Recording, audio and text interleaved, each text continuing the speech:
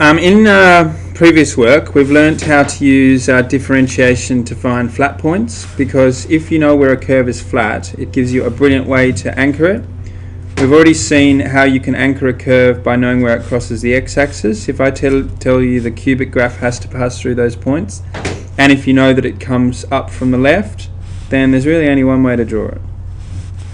Equally, if I tell you that a cubic graph has to come up from the left and it has to be flat there, and it has to be flat there, that's another great way of graphing it, because how else could you draw it other than to go like that? So two equally good ways of anchoring a graph: to know where to make it cut the x-axis, also to know where it's flat. Now this topic here of using differentiation for maximum and minimum capitalizes on the fact that this one of those brilliantly identifies two things. It identifies what's called a local maximum, and it also identifies what's called a local minimum. The reason why I have to use the word local is because that is clearly not the lowest the graph gets. It gets lower here, and that's clearly not the highest the graph gets. It gets higher here. But if for some reason we knew that x was just between 0 and say 4, so just this section here, then that is a global maximum. It's the highest the graph is, because the rest of the graph is just hypothetical, not actual. Now, by the way, if you do ever get a situation like that, it's overwhelmingly likely that they'll ask you for how high it gets when it gets its highest. If they ask you how low it gets when it gets its lowest, that is a massive trap question. It's that one. That's how low it gets. Now, how do you find that? You just substitute in your endpoints and see which one is lower. So if you sub in 0, get 3. Sub 4, get 4. Then the lowest it gets must be 3. Okay? So what I'm about to explain to you now assumes that it's not a trick question, and they just want you to find this flat point. Now we'll go straight into what these questions actually look like. In the Core 2 book, this is section 9C.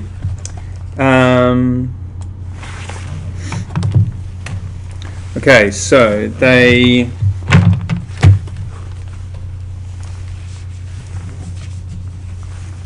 give you a situation. In this case, it's a minor sector, so a piece of pizza that's less than half of a circle. They've told you that that's R, and they've given you a fact. The perimeter is 100. Okay? Now, basically what they're going to ask you to do is say, find the maximum area. Okay? Now, it's always a good idea just to convince yourself that it's like an interesting problem. I think what they're saying is that if you had 100 meters to play with, or 100 centimeters to play with, you could have an extremely thin sector, but that wouldn't be very area full, wouldn't have much area. And you could also have an extremely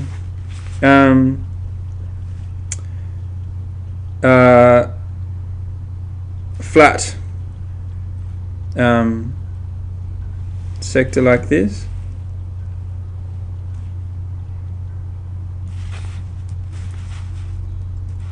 But because you've only got 100 meters to play with, it won't be able to spread out nearly as much. So what we're saying is that somewhere between this extreme and this extreme is the best possible arrangement if you want to make that shape as full of area as possible. Okay? So, first thing to do is to search what you're being asked to maximize and come up with a formula for it. So the formula for this is half r squared theta. Okay, and now also try and come up with a method of expressing the fact. The fact is 100 equals r plus r plus r theta. So there's an r, there's an r, and there's an r theta, because L equals r theta. Okay, so there's the fact about area. It's not much of a fact, it's just a formula. And there's the fact about perimeter, which we were given. And we're going to use calculus, which means out of these we have to come up with something that is ready for calculus. Okay, ready for calculus, you know the look of that. It means something like this. So just two letters, an x on one side, x is on one side, and a y by itself on the other. So powers of x, coefficients. The only exception is you are allowed to have a constant term there. Okay, so how do we get something that looks like that out of this? We'll just do some rearrangement. So 100 equals 2r plus r theta. So therefore 100 minus 2r equals r theta. So theta equals 100 minus 2r over r. Therefore A need not mention theta anymore. It can mention 100 minus 2r over r. That's just substitution. And that's promising. It's got a single letter by itself on the left, and it's got just mentions of r and numbers on the right, so we can get that ready for calculus pretty quick. So I'm going to expand the bracket partly. I'm going to times everything by half.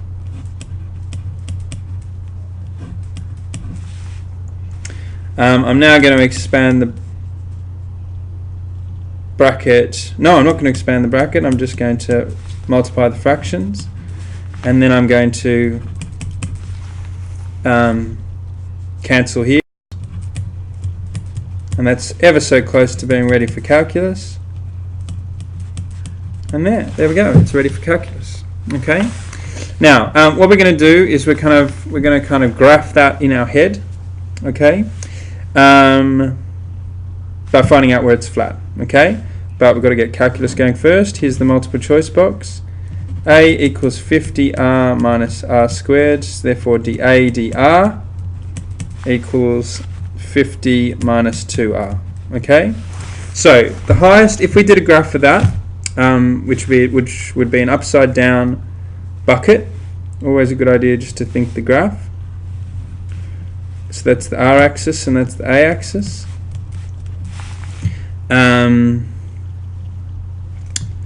Okay, so if a was 0, you wouldn't have any area at all.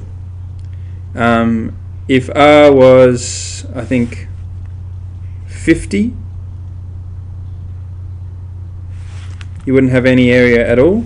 That was me just quickly solving 0 equals 50r minus r squared in my head. But somewhere between 0 and 50, you get your maximum area. And our job is to find what that maximum area is. So I want to know where this graph is flat. Okay. Now the word flat indicates that you should put a 0 somewhere. Don't put it there. Don't put it there. We've got no reason to think the area is 0. In fact, we don't want it to be 0. But if it's flat, then dA dr will be 0. So that's why I call this a multiple choice box, because there's always basically 4 options where you can put a number. Okay, so this is me doing the calculus, using the calculus rather.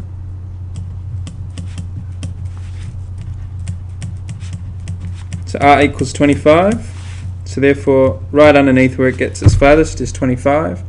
And how high is it when it gets its flattest? Well, we've got to use the number 25. Go back to the multiple choice box, the central repository of wisdom. Where can I put 25? Do not put it there. You know what will happen. You'll get 0, because that's where the number 25 came from. Do not put it there, because it's not an area value. It's an r value. Instead, put it there. So a equals 50 times 25 minus 25 squared, which is 25, 50 minus 25, which is 25 times 25, which is 625. So therefore, the maximum area is 625, and the value of r that gives it is 25. Now, that was a big lot of work. Unfortunately, it doesn't get you full marks. You must always prove that what you are getting is a maximum. Okay? Now, the way you do this is a number of things. Okay? A number of methods. So, proving properly that you have a max. Okay, now I've already drawn a picture here because it was such an easy graph to draw, because it was just an upside down bucket.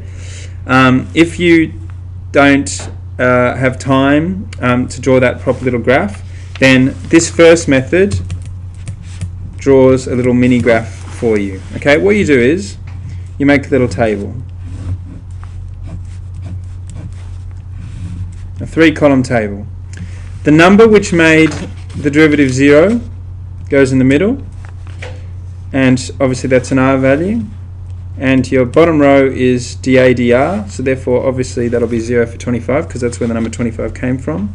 And what you do is you sneak ever so little to the left and ever so little to the right. You have to just, what counts as ever so slightly to the left and ever so slightly to the right is a matter of context. Because the number 25 is quite big, scooting one to the left and scooting one to the right is fine. If that had been the number 1, I probably would have gone 0.9 and 1.1. Anyway, that's just a matter of judgment. Now what you do is you substitute that into the derivative, okay? And just trying to think what you get. Just work that out. What is it? It's 50 times 24 minus 24 squared. Oh, well done, that can't be right. Oh, sorry, I've got to substitute it into the derivative, not the original function. So if you put a 24 in there, you get a 2. If you put a 26 in there, you get a negative 2. Okay? Well, now you just draw a little picture of this. So that 0 means it's flat. That 2 means you've got a positive gradient. So it must be rising, and that negative 2 means you've got a negative gradient, so it must be falling, and that is your shortcut graph. That is the quicker version of this, and I'm telling you that is good enough. Okay, but what gets you full marks is this table here. Okay, and you go therefore a local maximum. Okay, so that's the first way, is to draw a little derivative table. Show it going up, show it going flat, show it going down. And obviously if it was a minimum, you'd hope that it went down, flat, and then up. Okay? And that's what you should do in any situation where it says prove that you genuinely have local maxima or local minima. Now, there's another way. Use the second derivative. Okay, the second derivative is just another stage of differentiation. So in this multiple choice box here,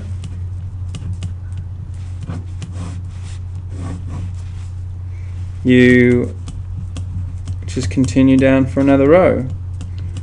It's pesky to write a second derivative because you have to write the 2's in different places there. Always much better if you use fx because you can just do a double dash. So anyway, you just continue one stage further down. Now that is your derivative, okay? Now, substituting into that, the original rule tells you how high, tells you y coordinates. Substituting into this tells you steepness. And substituting into this tells you concavity, in other words, bucket up or bucket down. Okay? So, to prove that something's a maximum, just prove that it's bucket down. So, here's my other method. The second derivative is just dA dr equals